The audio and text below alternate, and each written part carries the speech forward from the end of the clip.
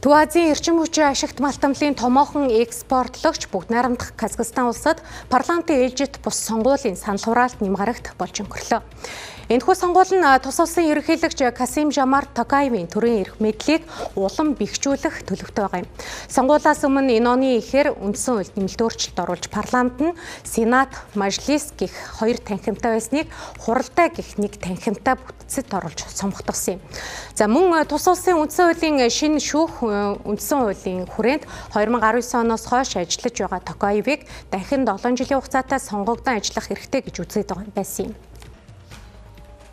Сонгуулийн санал хураалтын асуулгын дүнгээр ерөнхийлөгч Токаевын ойрын зөвлөхүүдийн хэдэн сарын өмнө байгуулсан адилет нам үнэмлэхүй олонхын санал аваад байна.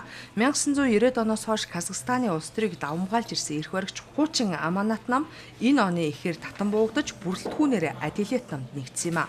Парламентод суудл авахаар өрсөлдөж буй сөрөг хүчний бусад жижиг намууд ч ерөнхийлөгчд Токаевт үнэнч гэгдэж байгаа тул шинэ парламент улс төрийн тогтолцоонд томоохон өөрчлөлт авчрах магадлал тун бага гэж шинжээчид үзэж байна. Ерөнхийлөгч Токаев нийслэл Астана хотод саналаа өгсөний дараа дараагийн бүрийн эрхийн хугацаанд дахин нэр дэвшгэсгээ одоогоор хэлэхэд эрт байгааг сэтгүүлчдэд илэрхийлжээ. Тэрээр анх тус улсын анхны ерөнхийлөгч Нурсултан Назарбаевын залгамжлагчаар сонгогдож байсан ч 2022 онд 200 гаруй хүний амь эрсэдсэн үүмэн самууны дараа өмнөх удирдагчийн талынхантай харилцаагаа тасалсан юм а. 3 дугаар сард батлагдсан үндсэн хуулийн өөрчлөлтөөр дид ерөнхийлөгчийн албан тушаалыг шинээр бий болгосон нь төрийн эрх мэдлийн бүтцийг өөрчлөх Токаевын бодлогын нэг хэсэг болж байна.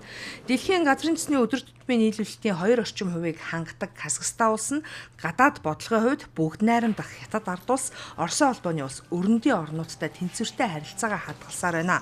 Тус улсын газрын төсний экспортын гол хэсэг нь Оросын Новороссийск бомбтоор дамжин Европ руу хүрдэгч сүүлийн үед Украины дорооны цохилтод өртөж тээвэрлэлд тасалдаж байгаа.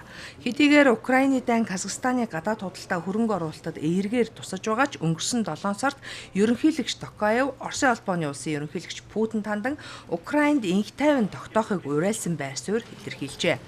Казахстаны эдийн засаг сүүлийн жилүүдэд өсөлттэй байгаа хэдий ч инфляцийн дарамт татварын өсөлт нь жирийн иргэдийн амжиргааны түвшинд сөргөөр нөлөөлж байна. Казахстанчуудын хувьд ээлжид бус сонгуулиар нийгмийн эдийн засгийн байдал сайжирна гэсэн хүлээлттэйгээр саналаа өгч байгаагаа илэрхийлж буй. Гэсэн хэдий ч тус улсад бодит өөрчлөлт гарна гэдэгт эргэлзэж байгаа Казахстанчуудын тооч цөөнгүй байгааг олон улсын ажиглагчид дурдж байна. Ямар ч тач Казахстаны парламентын ээлжид бус сонгуул нь Токаевын засаглалыг хууль зүйн улс төрийн хувьд баттгсан үйл явц болж өнгөрлөө.